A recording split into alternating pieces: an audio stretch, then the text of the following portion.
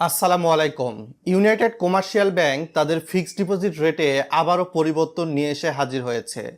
3 মাস, 6 মাস বা 1 বছর মেয়াদি ফিক্সড ডিপোজিট বা এফডিআর করার পর কত টাকা আপনি লাভ পাবেন, সরকার কত টাকা ট্যাক্স কেটে রাখবে এবং আবগারি শুল্ক কত, ইন ডিটেলস বিষয়গুলো কিন্তু ভিডিওতে তুলে ধরার চেষ্টা করব।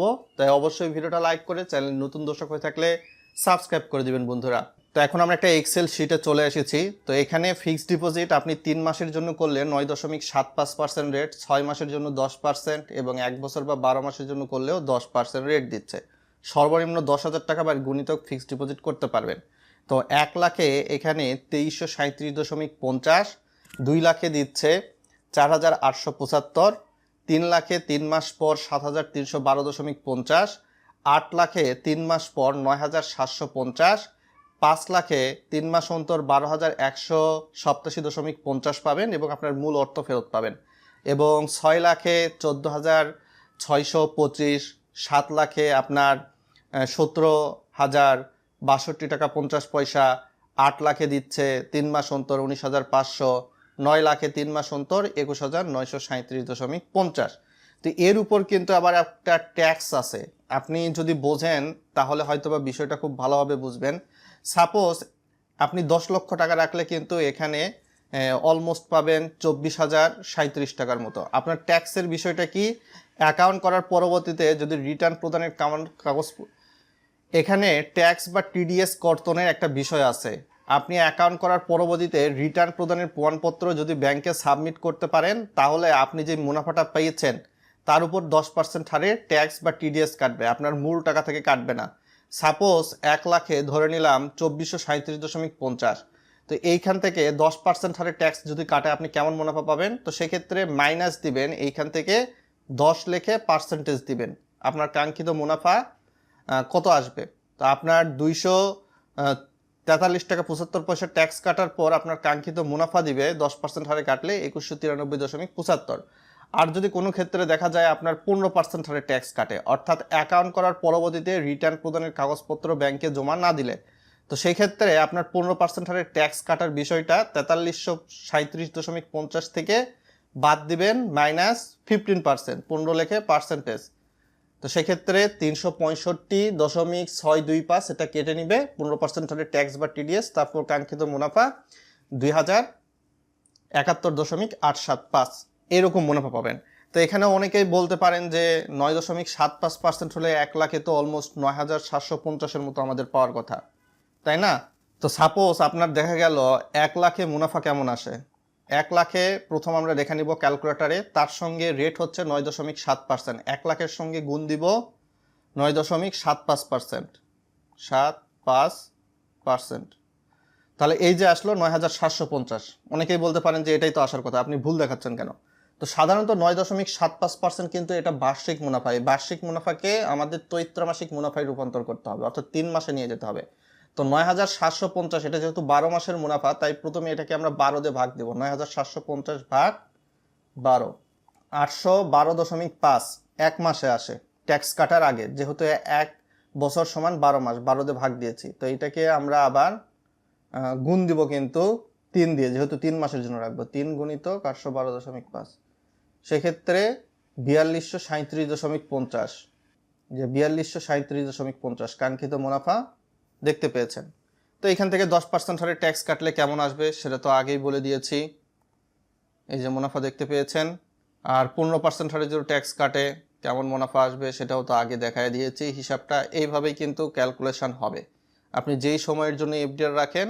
তা এখন চলে আসা যাক 6 মাসের ক্ষেত্রে। 1 লাখে 6 মাস অন্তর 5,000, 2 লাখে 6 মাস অন্তর 10,000, 3 লাখে 6 মাস অন্তর 15,000, 4 লাখে 6 মাস অন্তর 20,000, এইভাবে কাঙ্ক্ষিত মুনাফা আসতেছে। তারপর 6 লাখে 6 মাস অন্তর 30,000, 7 লাখে 6 মাস অন্তর 35,000, 8 লাখে 6 মাস অন্তর 40,000, 9 লাখে 6 মাস অন্তর 45,000 মুনাফা। এর পাশাপাশি আপনার 1 বছরের জন্য রাখলে 1 লাখে 1 বছর পর 10,000, 2 লাখে 1 বছর অন্তর 20,000। এটা কিন্তু প্রত্যেক মাসে প্রফিট দিবে না, 1 বছর পর, 6 মাসেরটা 6 মাস পর, 3 মাসেরটা 3 মাস পর। 3 লাখে আপনার 12 মাস অন্তর 30,000, 4 লাখে 12 মাস অন্তর 40,000, 5 লাখে 12 মাস অন্তর 50,000, 6 লাখে 12 মাস অন্তর 60,000, 7 লাখে 12 মাস অন্তর 70,000, 8 লাখে 12 মাস অন্তর 80,000, 9 লাখে 12 মাস অন্তর 90,000, এইরকম কাঙ্ক্ষিত মুনাফা আসবে ইউসিবি ব্যাংকের এফডিআর রেট 2026-এর স্টেপ 1 অনুসারে। তো এখন আমরা স্টেপ 2 দেখব।